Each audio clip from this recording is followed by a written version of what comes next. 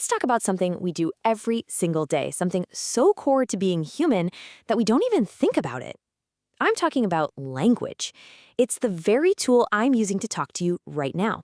But if you ever stop to wonder, where did it actually come from? Seriously, think about it. This is the bedrock of everything: our culture, our science, our relationships, even our own thoughts. And yet, its origin is one of the biggest unsolved mysteries out there. To even begin to tackle it, we're going to have to become detectives, because, frankly, the trail went cold a very long time ago. And you know what? That's the most honest place to start. The simple truth is, we don't know for sure. Unlike dinosaur bones or ancient tools, spoken words just disappear. They don't leave fossils. We can't dig up the first sentence ever spoken. So what makes this puzzle so incredibly tough to crack? Well, here's the problem. Imagine trying to solve a crime that happened, say, 100,000 years ago, but the first police report wasn't written down until, last Tuesday. That's the gap we're dealing with. Spoken language was around for tens of thousands of years before anyone figured out how to write. That means there's a huge black hole of evidence. No recordings, no fossilized words, all we have are clues. And our investigation starts right now. Okay, so here's our game plan. We'll start with some of the oldest ideas, things like divine gifts and copying sounds from nature. Then we'll look at how physical work and making tools might have kickstarted speech. After that, we're going to look for clues in our own anatomy. And finally, we'll dive into the wild idea of a genetic blueprint for language itself. So, let's start at the beginning. The first attempts to solve this puzzle were pretty intuitive. I mean, if language is so incredibly special, maybe it wasn't something we came up with at all. Maybe it was a gift. Or maybe, just maybe, we just got really good at mimicking the world around us. For a huge chunk of human history, the answer seemed pretty obvious. Language came from a divine source. In so many cultures, the story goes that a god or some higher power just gave the gift of speech to people. This led to a really fascinating, if slightly crazy, question. If you could raise a child completely cut off from all human language, what original, God-given language would they just start speaking? Believe it or not, someone actually tried this.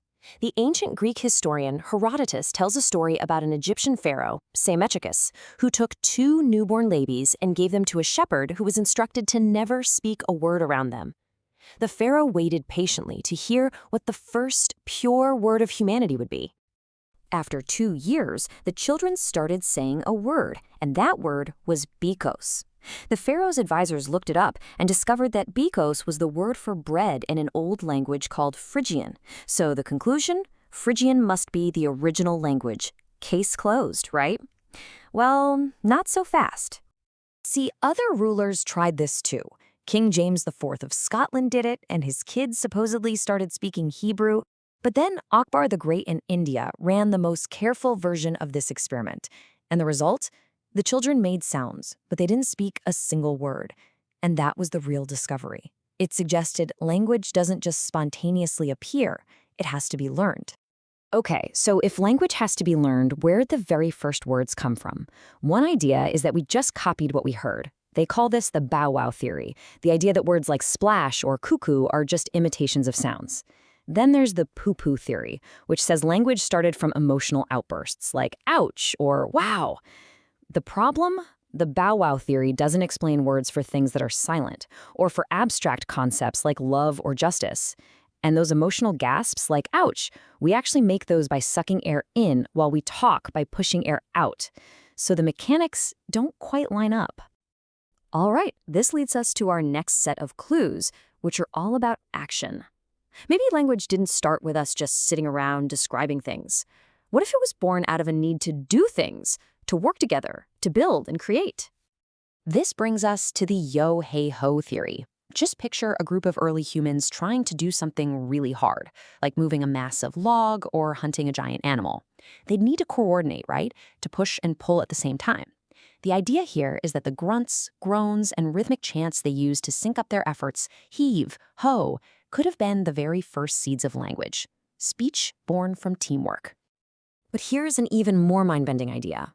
What if it wasn't just about coordinating the work, but about the thinking that goes into the work? Think about making a stone tool. It takes planning and a sequence of steps. What if the part of our brain that got good at shaping a rock was the same part that got good at shaping a sentence? And this is where it gets really cool. When we look at the human brain, we see something amazing. The areas that handle complex movements with our hands, like for making tools, are sitting right next door to the areas responsible for complex vocalizations, like speech. It's almost like they're running on the same hardware. The step-by-step logic you need to chip away at a flint to make an axe feels a lot like the logic you need to arrange words in the right order to make a sentence. It suggests that maybe, just maybe, these two incredible human skills grew up together. So far, we've been looking at theories about behavior and the brain. But what if some of the most powerful clues have been hiding inside our own bodies this whole time? Let's take a look at the actual physical equipment that makes human speech possible. If you compare our anatomy to our closest primate cousins, the differences are just wild. Our teeth are upright, not slanting out, which lets us make sounds like fa and va. Our lips and mouths are way more flexible, which lets us make sounds like pa and ba. But the real game changer is our larynx, our voice box. Over evolutionary time, ours dropped lower in the throat. This created an open space above it, the pharynx, that acts like a resonating chamber, kind of like the body of a guitar. This is what lets us produce such a huge range of clear, distinct sounds. It's an incredible piece of biological engineering that no other primate has. And you know what made all of that possible? One single monumental step. We stood up. For most animals that walk on all fours, their breathing is locked to their stride. One step, one breath. But when we started walking upright, it freed our breathing from the rhythm of walking. Suddenly, we had the amazing breath control needed to say long, complex sentences all on a single exhale.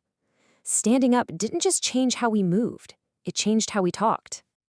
Okay, let's fast forward now to the most modern clues in our investigation. We've talked about behavior, we've talked about anatomy. But what if the answer is written in our gestures, and ultimately in our genes? Is there a genetic smoking gun? This theory suggests that long before we spoke with our mouths, we spoke with our hands. The idea is that our first complex communication was a rich system of manual gestures. Over time, vocal sounds started to accompany these hand signals, and eventually the sounds became so efficient that they pretty much took over. I mean, we still can't help but talk with our hands, right? Maybe that's a leftover echo of where it all began. And you can see powerful evidence for this just by watching a baby. Before infants can say a single word, they use very clear gestures, pointing at what they want, raising their arms to be picked up. And what do they do while they're gesturing? They babble. Those ba-ba-ba and da-da-da sounds go hand in hand with their gestures, suggesting a deep, innate connection between what our hands do and what our mouths do. This all leads us to our final and maybe most profound clue of all, the innateness hypothesis. This is the idea that our capacity for language isn't something we just learn from scratch, like riding a bike. It's something we're actually born with, that the instructions for language are hardwired into our DNA. The evidence here is pretty staggering. I mean, think about it. A child learns their native language with all its insane grammatical rules so quickly and without any formal lessons. And what's more, every child on Earth goes through the exact same stages of learning, no matter what culture they're in or what language they're learning. It points to a kind of universal program running in the background. Scientists are even hunting for the specific genes that might be responsible, and they found one candidate, called FOP2, that seems to play a crucial role. It's a tantalizing piece of evidence that our ability to speak is literally written into our human code. So after following all these different trails, where do we end up? Well, the verdict is, the case is still open. There's no one single smoking gun. The origin of language probably wasn't a single event, but more like a perfect storm. Our bodies evolved the right anatomy, our tool-making brains developed the complex thought patterns, our social lives gave us a reason to communicate, and our genes might have provided the final blueprint. Every single clue we've looked at isn't a rival theory, but probably a necessary ingredient in the recipe. Which leaves us with one last question, and this one is for you. After seeing all the evidence, from ancient experiments and social theories to our own anatomy and DNA, which piece of this incredible puzzle do you think is the most important? What do you think was the real key that finally unlocked humanity's greatest superpower?